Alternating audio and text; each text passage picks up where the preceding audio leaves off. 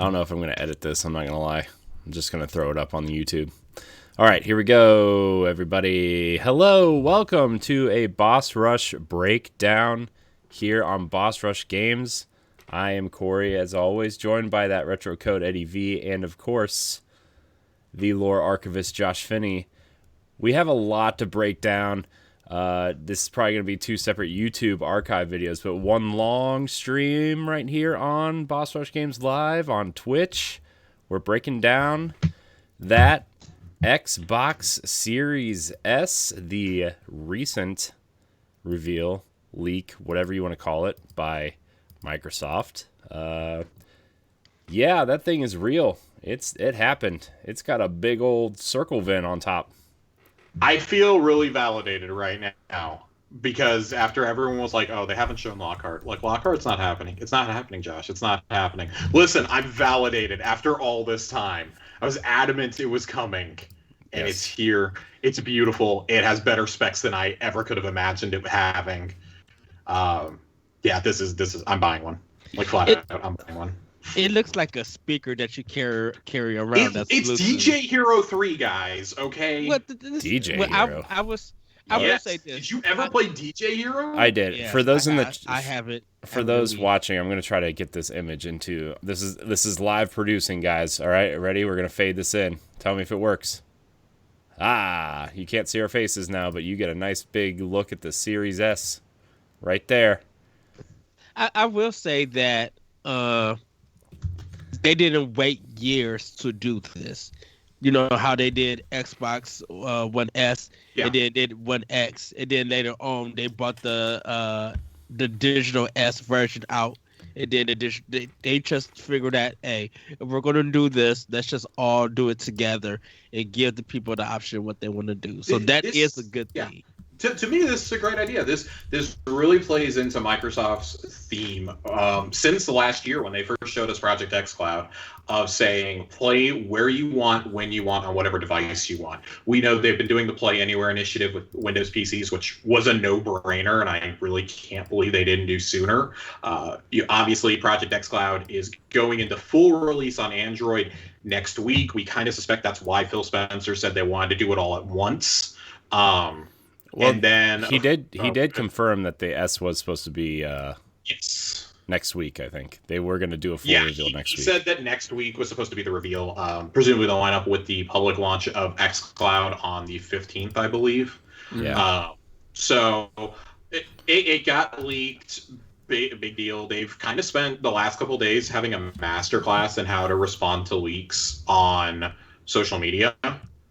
Yeah, especially because, I mean, like, you're playing it this close to the chest, and obviously that's the big risk that you were going to run, waiting this long to tell us the specs and the price, and to even confirm this thing's existence after all the other leaks, the controller leaks, things like that. Like, even now, they're still doing things. They're like, hey, get our new controller in stores now. It's forward and backward compatible. And it's like, okay, haha. Like, they know it's been out on the streets for, like, 6 weeks now. Like, I don't know. Like, I think this week is the best publicity they've had all year, frankly, in an up and down year for gaming announcements in general. This was pretty welcome to just see them take it on the chin, and outside of one executive meltdown over this, was actually pretty great. Well, it didn't serve.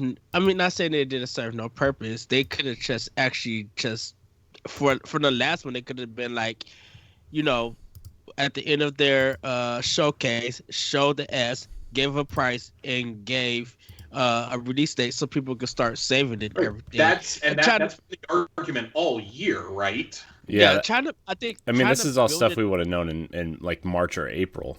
This is stuff that we should have had shared with us in May or June at the absolute latest, honestly. Like, it's inexcusable it went this long.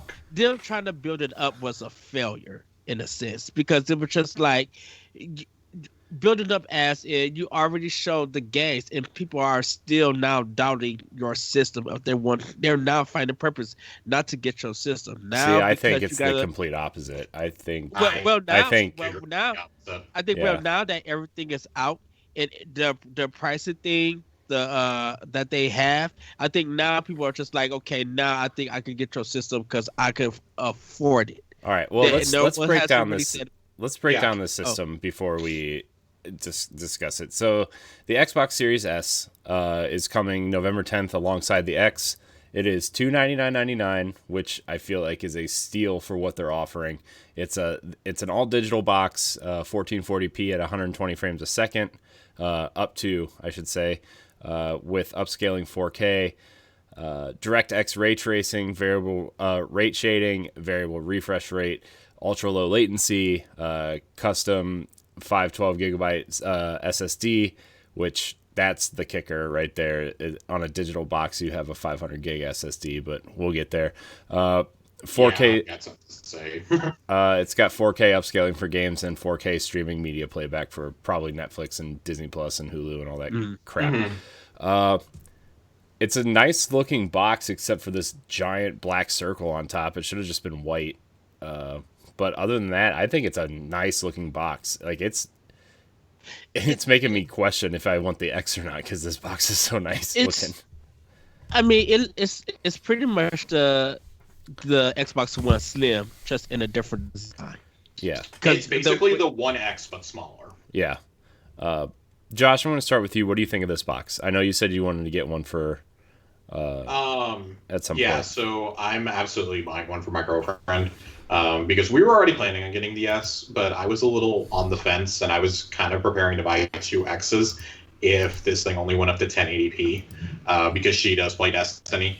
Mm-hmm. That's the main game that she plays. She plays Destiny, but the only other thing she really plays, she plays smaller games like Minecraft, Overcooked, the occasional thing like Tomb Raider or Halo. She'll jump in and play, but not a big Game Pass gamer. Like, she only plays a couple games a year, and when she's done, she deletes them. So the 512 SSD really doesn't bother me when I look at it, because I think that this is geared more towards families or towards Game Pass gamers who, as soon as you finish a game, like, hey, just delete it. Like, and just because it says 512 SSD, like, I do feel the need to make this really clear that, yes, there is proprietary memory that you can put on the back, which we still don't really know the pricing, and I'm a little afraid to find out how much that's going to cost. Yeah, I'm kind of. But you can use an external SSD on this console. It just will not play games from the SSD. You will have to transfer them to your internal one, which is smart. Still not bad. Yeah, you can go pick up a 4 gig SSD for $100. That's nothing. It's no different from like me having my 2 terabyte drive plugged into my Xbox One X, and like the games I play the most are on the system, and the games that I play once in a while or are thinking about playing, I store on the drive, and then when I'm gonna play it, I move it to the other drive and move the other games off of it. That being said, I do think it's a little crazy that we're launching a console that is supposed to get us through this generation with 512 gigs and 1 terabyte respectively, when those probably should be doubled. Yeah. But we do know how Microsoft loves to do this. We were seeing 1 terabyte Xbox Ones not even a year after they came out. And, like, for example, I have a 2 terabyte Xbox One S. I bought that day one. Like, that was a special thing they only did. After that, they only did it on the special consoles for the One S. They didn't even do that. One X. They didn't even do that. I think the Gears 4 one was the only one. I thought they did for, like, the Gears ones. Okay. The Gears one was, like, the only one that did it. And then after that, what was the one? Because I was like, oh, I'm going to get a 2 terabyte one. I want the Gears one, but I'm going to wait, actually. And then it never came back. And I'm like, oh, well. Yeah. Like, I love that thing. But Gears Ultimate or Gears of 5? Gears 4. It was Gears 4. Gears 4. Because it came out, I had the decision to make, actually, if I wanted to wait and get the Gears console or if I wanted to buy this one day one. And I chose to buy the 2 terabyte day one just to make sure I didn't miss out on it. Or not even day one. I bought it a couple weeks after launch, I guess, and got it for Christmas that year. But regardless, I think this is a really, really good deal. The fact that it goes up to 1440p is nothing that we had even seen on the leaks. We'd all heard 1080, and we'd heard 60 FPS, but like locked 60 FPS. But if you're going to tell me this can support 1440 at up to 120 frames, and the video they released today of the games running on the S, I think that's the best thing they could have done. Is they didn't show them running on the Series X. They showed them running on the Series S, and emphasized the upscaling for Forza Horizon and Gears 5 again. They emphasized Watch Dogs Legion, Assassin's Creed. The thing that's crazy to me, including, I'm sorry, I didn't mean to cut you off, but the thing that's crazy to me you're is the ray tracing stuff is still there. Like it's Yeah. still in there. It's almost the exact same box except for like a couple small changes. Yeah, this I really, again, like I really think this is geared more towards not necessarily us, even though it is actually surprisingly appealing to us. But I think this is a great second console. Like if you're going to be a PS5 main or you're a Switch main, I think this is a great option to pick up just to play Game Pass, to play those first party titles when they start coming out. Like I had a couple friends text me today and be like, I wasn't going to buy an Xbox. They were like, I was just going to kind of wait till the end of the generation. They're like, with this, they're like, I won't pick one up this year probably, but they said maybe next summer I will because I want to play Fabled and Avowed and I don't want to wait on those games. This makes it a much easier entry point to me, especially with what they're doing with All Access. Like, I remember scoffing at All Access a couple years ago when they did it for the 1S, and I was like, who the hell would ever do this? Now I'm like, oh my god, I'm actually considering doing this because I get 2 years of Game Pass with it, which I want to add another 2 years onto what I already have. So, yeah, I think if you plan on playing a lot of games and you want the best bang for your buck, this is how you do it. Especially with the addition of EA Play to it. Yeah, let's kind of. Can I give my thoughts first? No. Yeah. Yeah, go ahead. I'm just messing with you. So, I think personally, you don't need the all access for the system for the Series S, because the thing about it is that if you're spending enough money to get the new games to play digitally on your system, you're going to be already spending up to the $300. So why not just buy it up front? Why not just pay the $300? Because I think just do it. I think this is a good thing for the situation that But most of the country. Bad thing. Can I finish my thought? The pandemic has put a lot of people out of work, and people still want to buy games, play games. This at the $25 for a month plus Game Pass, like including but that includes Game Pass, and now that it includes EA Play, you get all those games too. Like that's an amazing deal for people who aren't making money. But this is the problem with it. There's no the problem old with stuff. it. What are you talking about? There is a problem because you're still playing all the old stuff. This is not the discussion we're having. Hold on. But what I'm trying to say is, if you're trying to do Cyberpunk and stuff like that, if you're going to begin like Cyberpunk and NBA 2K and all the new stuff, well, let them get it. Who cares? Right, but you're already going to be spending that much to get this. So this is a cheaper way to get the box in your home and play those games. All right, moving on. The game.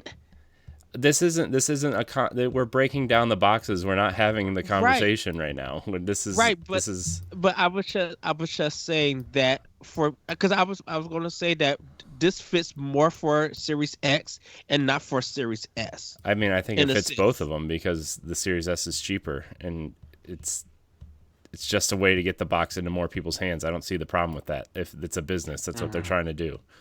I'm saying for people who are going to be buying the new games, instead of doing the payment thing, they can buy the games instead of paying for the box. I don't see what the problem is. I don't. What this targets is the people who cannot afford to drop the $300 plus a subscription or plus a $60 game. You can do $25 a month, which is much more manageable and akin to a phone plan, for example. So what if they do that and still are buying all the new games? Fantastic, let them do it. Like who gives a shit at that point? Who like cares? This is not targeted towards this is targeted towards people who want. Ed, if you want to pay $300 or $500 for the box, afford to do more. We're not telling you plan can't. Online, if you plan, we're not telling you can't do it. We're saying this is an excellent entry point. Right, I'm just saying that it's to me for the payment plan. I just say it felt more for Series. All X right, we're gonna move on because this is not the conversation we were meant to be having on this show.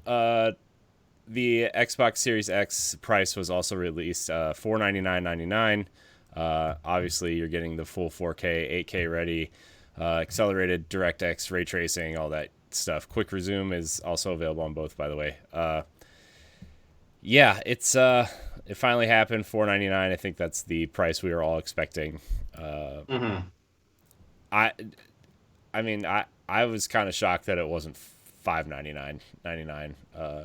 But I don't know. I'm happy with that price. I think it's a good price. I think they couldn't the reactions to the PS3 price when it was like $600. I think they were trying to avoid that. Yeah, I think that still is haunting the industry in any capacity. You know, I mean, I think $600 is perfectly acceptable for these boxes, honestly, but that meme is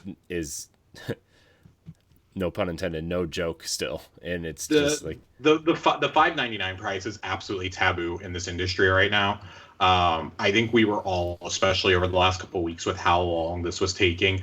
When we got out of August without hearing about any of these prices, like, never forget, Microsoft originally was going to announce the price and do the Series S reveal back in June, and they bumped it all the way to September. Like, this is ridiculous on an unprecedented scale. And I think that led to a lot of widespread worry and panic. Like, crap, these things are actually going to be $600. Like, we're forced to make some decisions here. Now with it being $500, and I mean, I even said it on our Mario Reacts last week, like, the prospect of a $600 console was making me reconsider what I was going to buy for other systems or other entertainment this fall. Now with it being $500, I feel a lot better about that, and I'll probably buy an extra game or two this fall, in all frankness.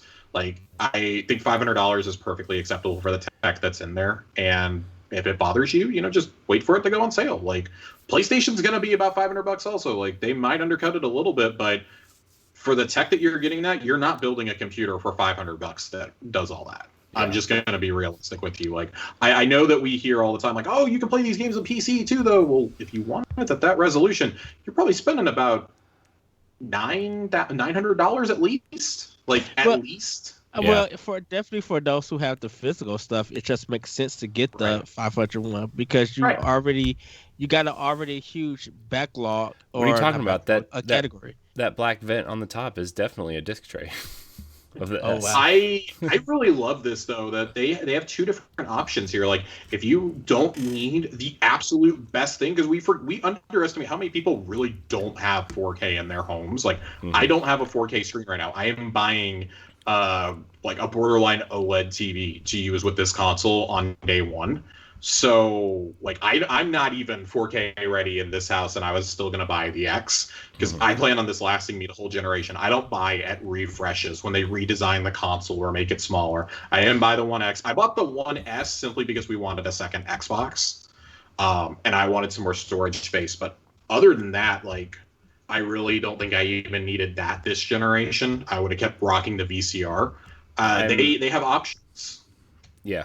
Well, I mean, it's smarter for them to do it because you got Black Friday coming up in that same month. So a lot of 4K TVs probably are going to be on sale. So if you already, and depending on where Sony releases PlayStation 5, if you have enough money to get a cheaper 4K, it don't have to be a big screen. As long as it's compatible with your Series X or your S, you should be fine.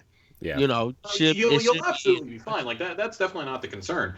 I think it's smart to give these options, though, because I saw a lot of people be like, oh my God, I can't believe that this is $300. Like, I'm a little bit in disbelief too. I was personally pegging it to be between $300 and $350 myself.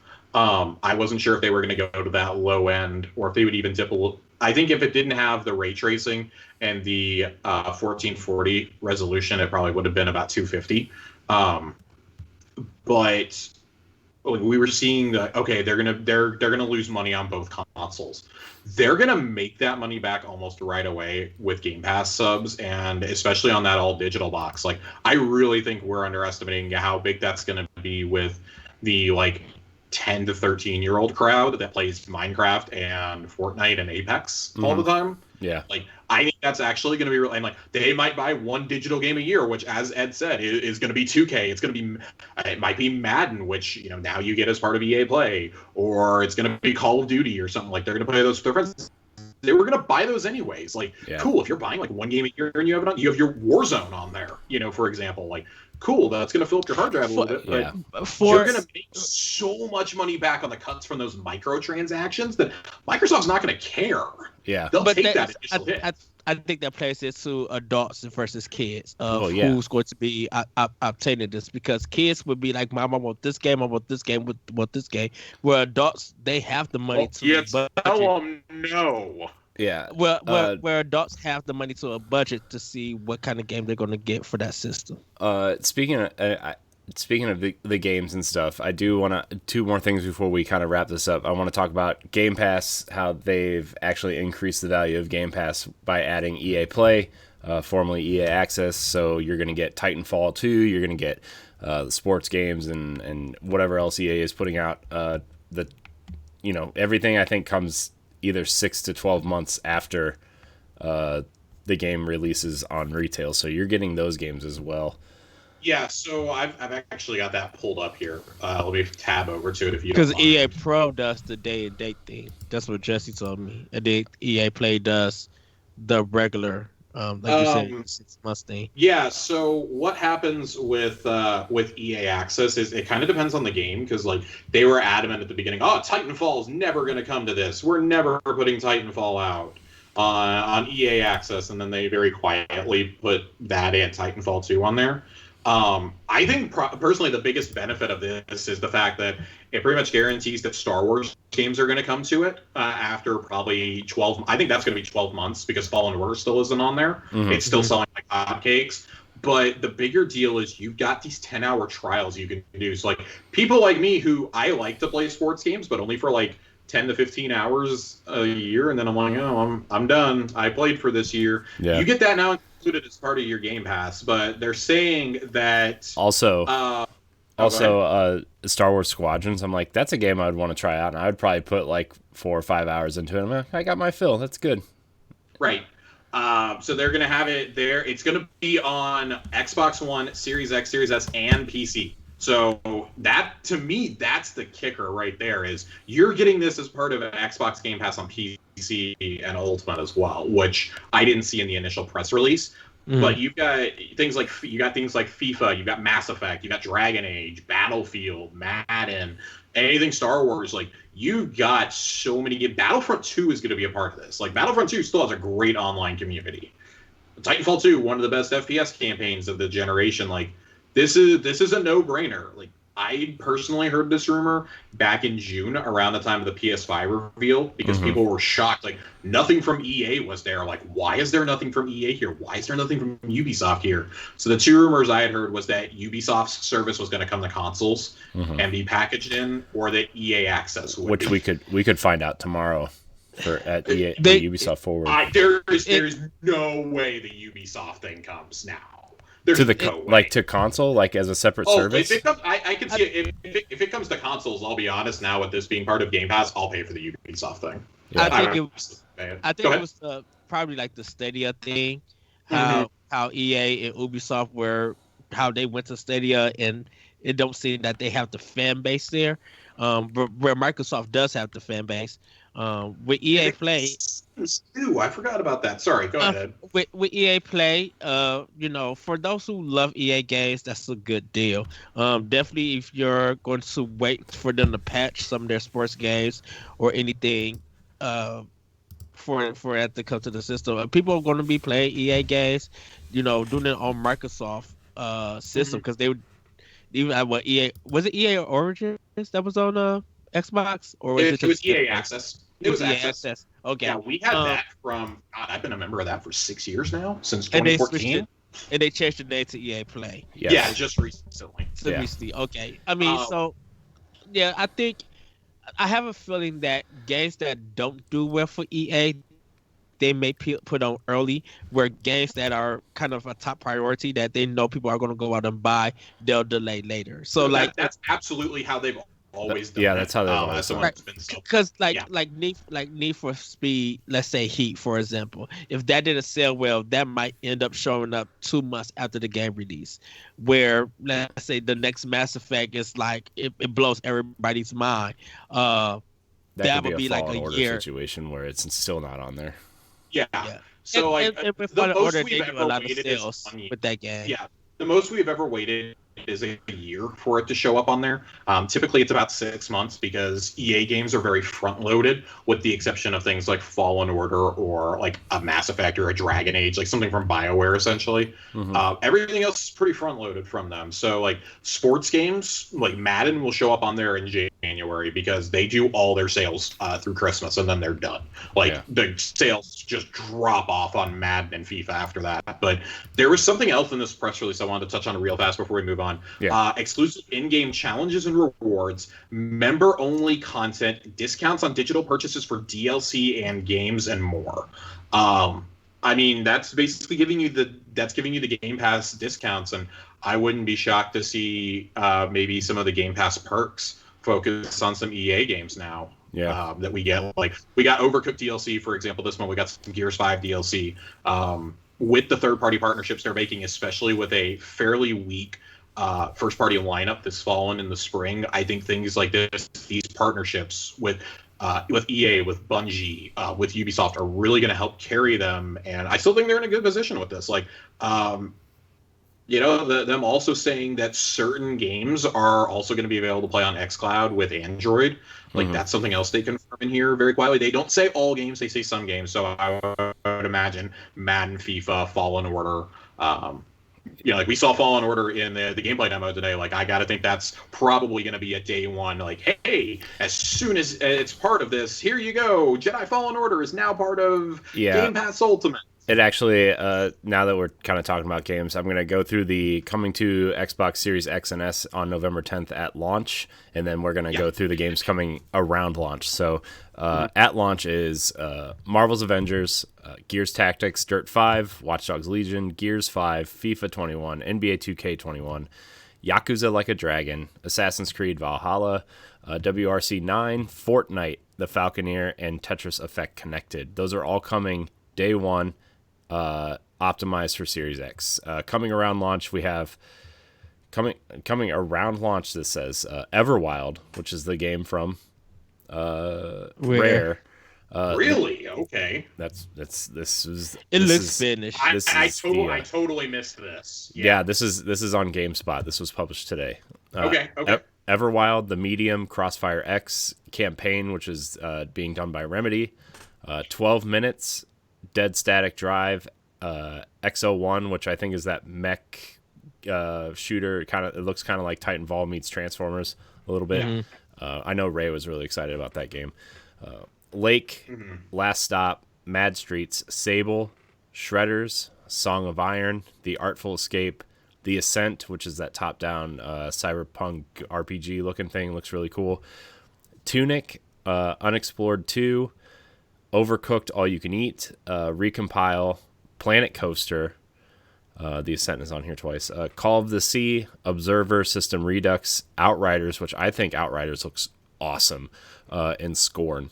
So those are the games that will be at launch, optimized for Series X. Of course, Cyberpunk will also theoretically be there, and a few other titles that are coming out this fall. Yeah. So are they doing a Series X Cyberpunk launch? They said there's going to be some enhancements at launch, but the full Series X and PS5 enhancements aren't coming till early next year. So. Okay. Yeah, I personally think that's going to be like an early January thing. Yeah. Conspiracy Josh hat time. Where's your conspiracy hat, Josh? Where is it? I'm putting on my conspiracy hat. Conspiracy headphones. Tinfoil headphones. I personally think that Microsoft still has a couple things up their sleeve to announce the rest of this week. Tom Warren from The Verge was saying that there's still more to come this week, and he's probably the most reliable Microsoft insider on the web outside of, as we've found out recently, Brad Sams, who leaked all of this earlier this week. Yeah. He had all the Series S specs last year, and when he leaked them, nobody believed him. So I'd just like to note that he's been right a lot more than he's been wrong. He knew about all the problems at 343, but both of them are like, yeah, there's still stuff coming this week. But it's only Wednesday. Keep that in mind. I personally think that they're still going to confirm that Flight Sim and Age of Empires are coming. Yeah. Day one, as well as Crossfire. But yeah, I think this is a pretty solid lineup. There's absolutely no way in hell Scorn is coming out anywhere close to launch. We still have not seen gameplay of that game. We've only seen a trailer that told us nothing about it. So I don't know. There's something very morbidly sexual about that game. Not in a good way. Ray basically created the horny jail over that trailer. So I do think the Medium is absolutely going to be there day one. That's one of the only games we've seen running extensively at this point. Yeah. Call of the Sea will be there day one. Bright Memory will be there probably early next spring. Like, I still think you have a pretty solid lineup. Like, those third-party partnerships are paying off. Every single major third-party game you listed: Watch Dogs, Assassin's Creed, Cyberpunk. Destiny 2 is also on this list too. Yakuza, Destiny 2. I was getting to Destiny because you didn't mention it. It's not on the list. Yeah, with Beyond Light. All of those games they have marketing deals for. Like in the case of Yakuza, it's kind of funny. Like, the next gen enhanced version is only going to be on Series X. They're not letting it come out for PS5 until next year. Yeah. Which I think that's just like the ultimate petty move for a franchise that's traditionally on PlayStation. But Beyond Light, they're really leaning into Beyond Light as being their big launch game.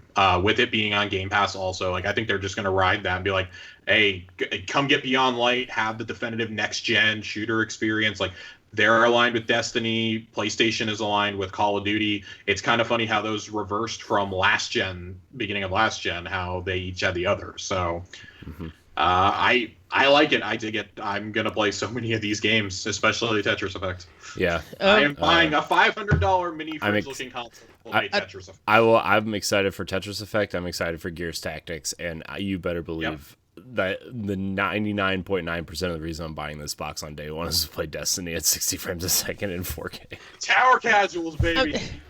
I think it's a good lineup. I think they'll probably be dropping a lot of stuff more in December than November. Yeah, because Dragon Quest XI is also coming Xbox Series X enhanced in December. December 4th. Yes. Also day one Game Pass. I think that, like Ed is saying, I think they're going to drop a lot in December. But I think indies are going to be a lot more important to this launch than they were to PS4 and Xbox One. I think pretty much besides people, but outside of Destiny, outside of Cyberpunk and stuff, I think people will probably get Assassin's Creed Valhalla. I think they're, regardless of the controversy, I think people are still willing to get that. I think Tetris Effect is a good move for them. That's a great Game Pass game. I mean, people who are fans of the Yakuza series, I mean, if this is the way to get to play the localized American version, then yes, get Game Pass if you want to play it there. Because I don't know if they're doing the physical version of it. At this time, they're doing physical. Yeah. Well, that might be a leading game for people to be like, let me get the Xbox because I want to continue to play this game, and this is the only way I could do it. I think the Medium is a good horror game for people. Like they're hitting different areas for different gamers, and if they could spread that out into, because I don't think Age of Empire Flight Simulator won't be out till next year. Announcement wise, I could see that happening, but those games actually coming out to next year. Those appeal to such a niche audience too. And Flight Simulator is so focused on the PC version at this point. I think when it does get announced for console, I think they'll be getting more, trying to get that marketed out for next year. Because it would be smarter for Microsoft to hit it like Halo Infinite, Flight Simulator, Hellblade, Fable. Like, I think they said they want some sort of exclusive like every 2 to 3 months. I think they said, and I think if you put Flight Simulator in that January-February slot, honestly, like after Christmas, people are getting the boxes for Christmas. They'll probably be like, if you're just talking exclusives, right? Like, people will be playing Gears Tactics. By the time they play through Gears Tactics, they'll be ready for Flight Sim. They'll be ready for, I don't know, Forza, I guess, would be the next one, seemingly. I don't know. This whole, like... I could see Flight Simulator actually being in the summer for Xbox Series X. Only reason because I think a lot of stuff for the PC would have already been out, and they had enough time to work on the console version, and now bam, they could get it out in the console for the summer. I mean, it's a good time for them to play that game when where games have kind of like slowed down. All right. The last thing I want to say, the storage thing, we will probably cover it more when they reveal it. Are you guys scared about the storage? Just a quick yes or no. No. Okay. Cool. No. I made my thoughts made abundantly clear on it earlier. We did have a leak last night. I don't know who it came from, so I don't know how credible it is, but supposedly the official Series X branded Seagate hard drive, what for like a 2 terabyte, I think was listed as like 200 on some website or on the digital storefront. It was on GameStop. GameStop. Okay. So there was a mini freak out about that, and all I have to say is you don't have to buy the branded stuff. The branded stuff is always going to cost you a lot more because Microsoft is going to take their cut, Seagate's going to take theirs, and the retailer is going to take theirs. Yeah. The proprietary memory slot is not something I'm a fan of. I do not like that at all, and that's why I have no problem buying an external SSD when I need the space, which will probably be next summer. Yeah. Just to hold all of my, because I want to keep all my multiplayer games that I play all the time. My Sea of Thieves, my Forza, my Grand Theft Auto 5, Destiny, obviously, Halo. Like, those are all going to live on my hard drive. But things I might not get to for a while, like Master Chief Collection, or if I take a break from Halo, like, hey, cool, I can dump those onto a 4 terabyte SSD that I got for half the price. Yeah. If I really feel the need to, I'll get one of those proprietary memory chips, depending on the price. But if you're already selling a 2 terabyte external for that much, I expect a 1 terabyte chip to be probably $100. Yeah, maybe 110. Yeah. And that does not sit well with me, knowing I have other options. But I'm not concerned. I mean, they've already said you can still copy your games. So yeah, I think for me it's going to be the installation and the patches and stuff. What are the games going to be? When we get them, like if the AAA going to be like 60 and up, because you don't want to have the Call of Duty Modern Warfare kind of patches and gigabytes on your system, where it's 200 gigabytes and then more. Oh, I love Warzones, but I had to delete it because of all the patches. That's the only BR I've got into. I'm like, I'm not going to have 100 gig patches all the time, like, because the reality is, and I think this is the only shortcoming of both the Series S and the PS5 all digital, is so many parts of the US do not have good internet that can support those systems. Like, you're gonna be downloading things for a hot minute. Like, I can say I'm gonna get this because I have gigabit fiber. Like, downloading a game takes me all of like 20 minutes, if that. Yeah, I think I downloaded the Avengers in 17 minutes. Yeah. It downloaded stupid fast. I made dinner I heated up dinner and took a shower, and Avengers was downloaded for me. So, like, if even that, I think that's the only concern with these consoles, with us going increasingly digital. But it's no wonder they want to force it digital. Conspiracy headset, Josh. My last thing I'm going to say is I think that there will be a digital Series X by next holiday. Yeah. I think they're going to look at how much one is selling over the other and be like, okay, well, we can sell this. Like, how many people are actually wanting the disc drive, especially with the news today that GameStop is pretty much going under. They're going to close another 400 stores this year.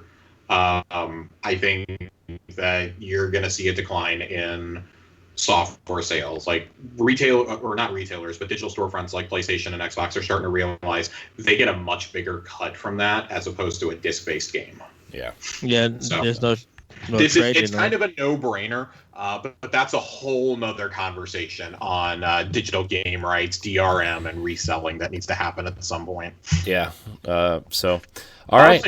I love it all. Give it to me now. I can't wait to order on the 22nd. Yeah, I'm excited too. Ed, you excited? I could wait.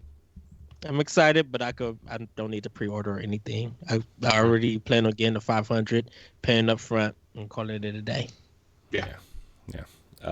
So, Destiny at 4K 60. Oh yeah, friends have been doing it for 2 years, but I can do it this fall. All right. All right. So, if you are watching on YouTube, remember to like, subscribe, and share. If you're listening on podcast feeds, we're moving on to our Nintendo breakdown. If you're watching on Twitch, give us that follow.